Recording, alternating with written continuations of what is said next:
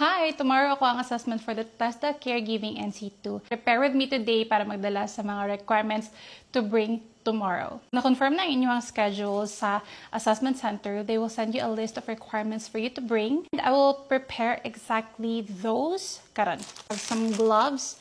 Duhara ni ka-pairs. Isa good ka-pair ang required. However, duha akong dalon kay basig na magisi. So at least na ko'y extra. And mask. So, ako lang ni ibutang isago lang na ko ni Dari.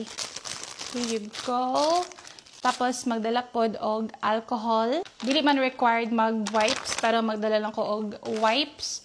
Tapos, na ako'y gi-prepare na hair tie because pag mag-assessment kay dapat naka-ana imong hair in a bun. Tapos, dapat naka-hair tie siya. So, ibutang siya. So, ako lang siya i-prepare just so I don't forget. Dapat wala po yung accessories, walay earrings, walay necklace. Tapos, dapat wala po'y nail polish. Na ako'y gel polish a few days ago. So, gipatanggal na ko siya para walay polish. Tapos, we also have to bring apparatus. So, that would be your stethoscope and your sphygmomanometer. I'll keep them all in here. Mao ni ang bag niya. Tapos, we are also required to bring lunch kay ang batch 1, batch 2 naman ko, ang batch 1 kaganina sila nag-assessment and dili gid sila pagawson sa assessment center. So nag-prepare na ko daan og lunch.